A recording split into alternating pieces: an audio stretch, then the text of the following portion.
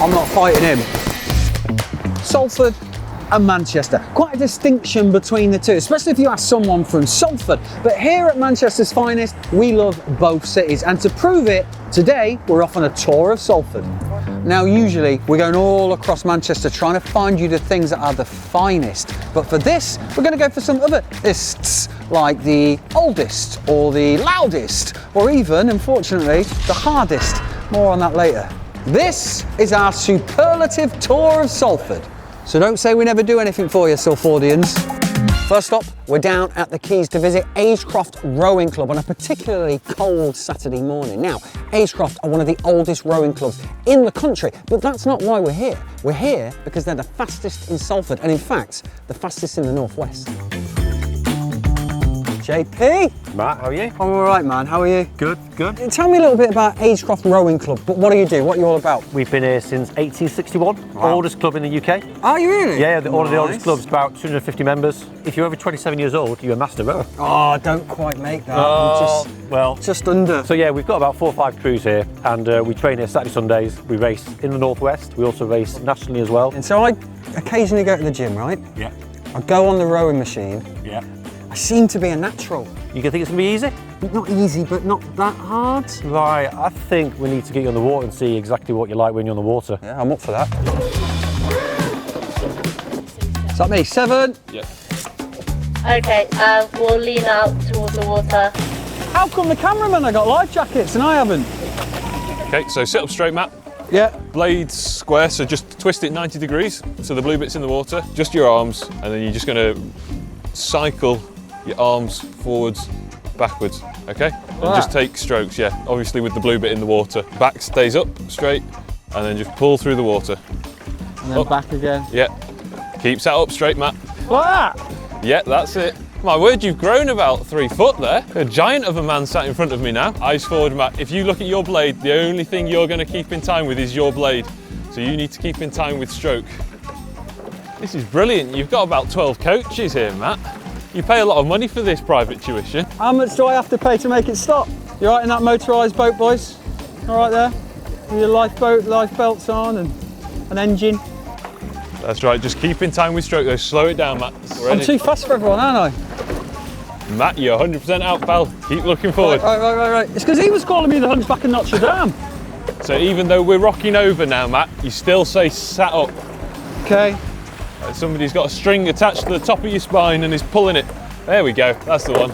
Okay, so we're going to go a bit further forward on the slide now, Matt. So bend the knees a bit more.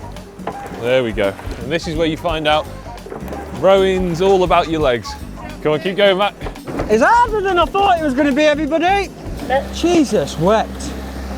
In the words of my children, are we nearly there yet? Eyes forward, there we go. There we go. He's getting it. He's getting it. Come on, Matt. Remember, stay set up, stay set up, stay set up. Get the blade out, now in.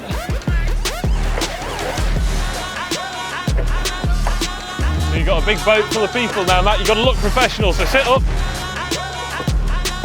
There we go. At least so you look good for their Instagram stories. I think they think I'm a professional. Fortunately, they don't know very much about rowing. I know what you're trying to say there. Stop stroke. What are we doing? Stopping? I don't know what the nautical term is, but I'm fucked. Food-wise, we knew we wanted to include something pretty special on the list, and this place has come recommended, Hong Kong Choi. Now, not only are the chefs of Michelin prestige, but I'm also told that the menu is pretty unusual. This is the only Hong Kong restaurant in the whole of Greater Manchester to make it into the Good Food Guide, and they've been reviewing places since 1951. So according to them, this is Salford's best Chinese. Hello, Britta. Nice to meet you. Nice to meet you too. I've got a confession to make. I didn't even know you guys were here. Some of our customers say that we're a little bit of a hidden gem. I've been told it's quite an unusual menu. Like, what do they mean by that? Yeah, so we do Hong Kong cuisine. So Hong Kong is an international port city. So we basically are the same. We take influences from all over the world to create dishes at our restaurant. Should we just stop talking about it and go and eat something? Let's dig in. After you. We've got our first few dishes ready for us now. So this is a typhoon shelter tofu. It's basically silken tofu deep fried immediately as soon as it's been ordered. I think that's the best tofu I've ever had. It almost just melts in your mouth, doesn't it? And now let's look at this. Yes, this is a satay beef on crispy vermicelli. Basically, it's a deep fried vermicelli at the bottom, baked in the oven again for a little bit. This is delicious. And would this be fairly typical in Hong Kong? Yeah, so this is a classic Hong Kong dish, especially the satay beef. The crispiness coming from the deep fried vermicelli is incredible. Lobster bisque is the very last thing I would expect in a Hong Kong restaurant, a Chinese restaurant. It's mind-blowing to me. That tastes like I'm in a fine dining restaurant somewhere. So something sweet now. This is the super decadent peanut butter French toast. Ah, now a friend of mine has had this and he described it as a slice of pure fried gold. Oh, look. And this is condensed milk? Yes, condensed milk. So it's like sweet and salty, like slightly. So this is the cold milk tea, Hong Kong style milk tea. So we brew our own tea in-house. That's the strongest tea I've ever tasted in my life. It's very strong. But it really works, isn't it? It's great. I can see now, having eaten the food and drank your drinks, I know why you're in the good food guys. Just down from Media City, surrounded by modern buildings, we're at what we think is Salford's oldest building. This is Orel Hall, and inside, Sarah and the team are waiting for us to show us around and hopefully teach us some of the history. You're going to make me dress up in something stupid, aren't you? I know it. Morning. Morning.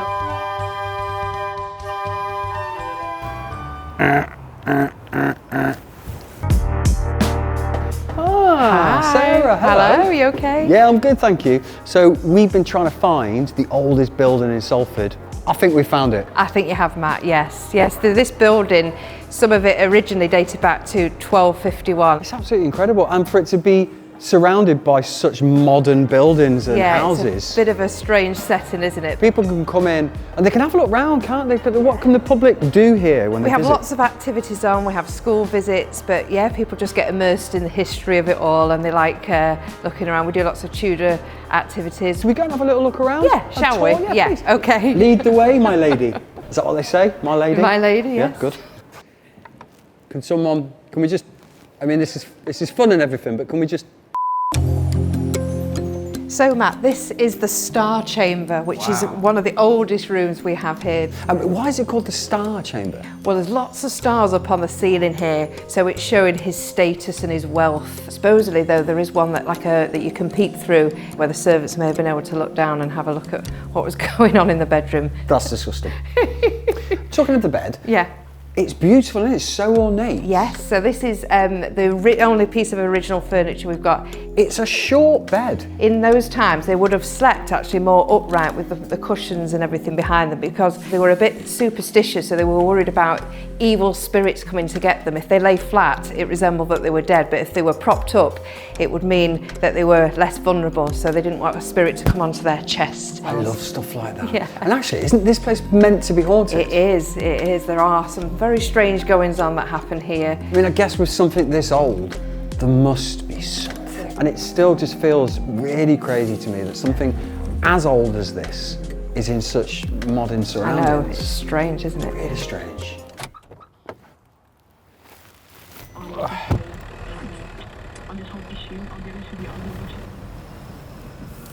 Welcome to McDonald's. What can I do for you? Do you do mead and a leg of boar? Did you say a leg of boar? Yeah, yeah, probably wrong era actually. Can I just get a strawberry milkshake? Yeah, good, thank you. Thank you very much. Everyone just thinks I'm a twat.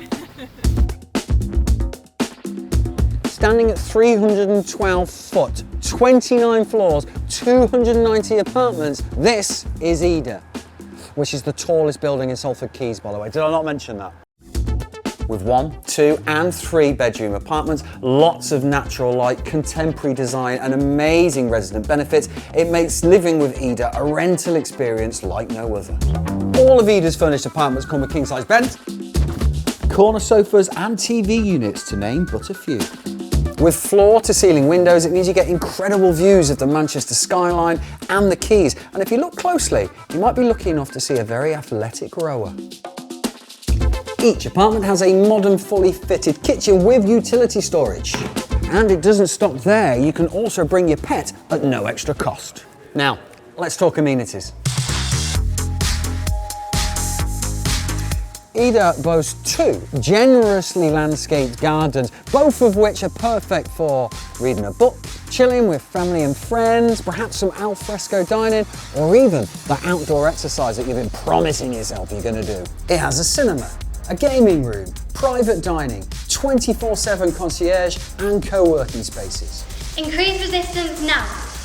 Not only have they got this state-of-the-art gym, Let's go, Matt. but they've also teamed up with Made for More, who offer residents free courses and classes all included in the rent. Am I doing this right?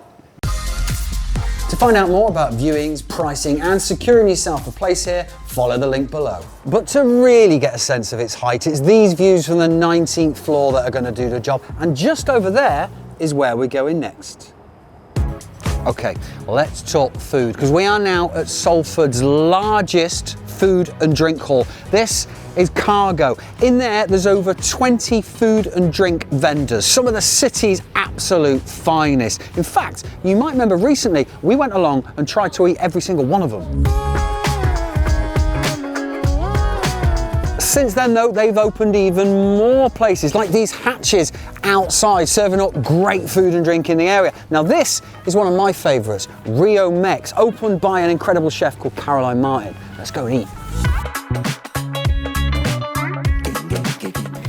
So where are we going next? It's been a very long time since I went to university, and even then I didn't go much, but yet here we are at the University of Salford. Now the reason we're here is because this room that we're in is one of the quietest rooms in the world. It's called an anechoic chamber. Now it's so quiet, apparently you can hear your internal organs whirring around, and also they say if you stay in here for over 45 minutes, you start to go a bit mental. What have I got to lose? Let's give it a go. This is Salford's quietest room. Danny. Morning. How are you, mate? Well, thank you. I'm told you've got one of the quietest rooms in the world. When you're measuring something, you need to know how quiet the background noise is. Okay. So if not the thing you're measuring, but what the space is around it, how quiet that is. And that's what we have, one of the quietest spaces in the world. It's massively isolated from the outside world, and that absorbs any sound that's made in the room. Your breathing might become more noticeable. Some people can hear the blood flow in their ears. Okay. Is there anything we can do to put it to the test? Maybe a balloon pop. Let's and pop a that balloon. really demonstrates how reverberant or not a space is. Look at this place. And you really can hear the difference, can't you? The sound is just, I mean, for want of a better word, dead. Yeah, well, I mean, that's what people often call it, a live space and a dead space. This is the ultimate in dead space. Can we pop our balloon? Oh yeah, balloon. As if by magic. Thank you. We're not going to get any echo at all here, are we? We shall see. Nothing? Nothing at all. I've also heard a story that if you spend, I think it was 45 minutes in a room like this, you'll start to lose your mind. Let's give it a go. Let's put you in here. Right, okay. Let's see if this place is going to send me mental. Right, I'll leave you to it. Just close the doors. What, so I'm just going to be left in here now? Yeah, sure. By the way, the lights aren't silent, so I will be turning them off as well. It's just going to be pitch black. For fuck's sake, I don't even like the dark.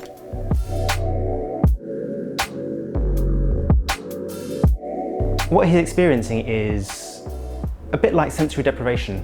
If you take away all the stimuli, so really we're just taking away sound and light, so his ears and his eyes effectively. Of course there is not no sound, because he's still in there and he's making noise. It's almost like I can hear my liver talking to me. Stop drinking in the week. Pack tequila in. No, I won't, liver. Oh, pins and needles. Whoa. Fuck that. Stay sat down, Matt. How long was that? How long do you think? I have no idea. I've lost all sense of time completely. So 45 minutes. Fuck off. It's weird you boys being in here now, if I'm perfectly honest. The more you listen to see if you can hear it, the less... Oh, I'm not making any sense, am I? Stepping out here, I'm not used to this now, having everything so vivid and bright and seeing all these lot. At one stage I thought I could hear a bit of water over my shoulder. Now I knew there wasn't any water, but it was really like, no, I can hear it. But then you start thinking, oh, actually, is it my blood running? Is it just my bladder sloshing about? You don't know, and that's what's weird. Thank you for letting me do it. You're very welcome. I will never come here again. I hope you don't take offence. Thank you. Look at me clinging on to something solid, like it's damaged me. It's really damaged me. That's enough now, I need to have a little sit down. Now, this is the moment that I'm told you've all been waiting for. This is where we meet Salford's hardest man. He's a British Championship super welterweight boxer, and we've come down to Walkden Amateur Boxing Club to meet the man himself, and possibly even get in the ring. You just want to see me knocked out, don't you? I know you do.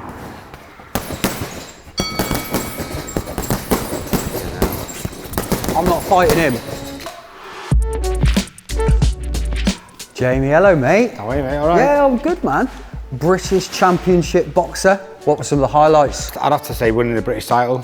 First person from Salford to do it in 100 years. And I won the European title and the Commonwealth title as well. Retired now though, man, for like over 10 years, is it? 13 years retired now, yeah. But I'm still involved. I coach fighters now and sort of try and pass on the lessons what I learned in the past. So what goes on in this place? What do you do?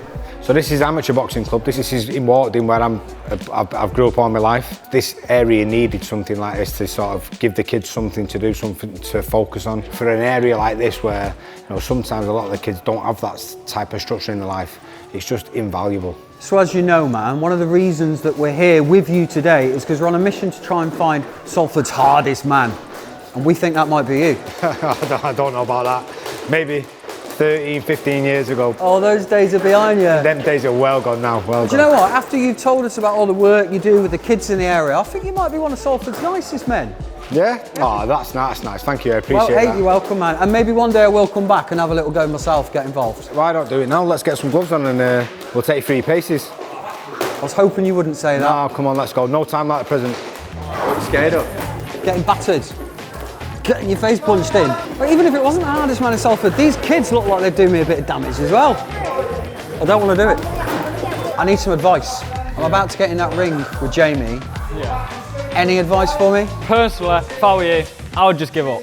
I think you're either going to sit in the corner and cry, or Jamie will knock you out first round. Off you. Now, I'm in too deep now, aren't I? Don't hurt me, mate. No, mate, I wouldn't do that. All these people here that are with me, they all want you to hurt me. Okay, so level 1. Oh, see, that's tactics again. See how he moved away from it? Am I meant to ride it out, though? Yeah, well, it's up to you. I think I'd rather try to...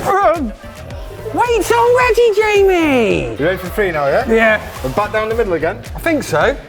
Oh. All right, let's go 1 ribs, level 4, but mate. Okay. Oh! Oh. All right. It's fun, isn't it, boxing? Honestly, that winded me.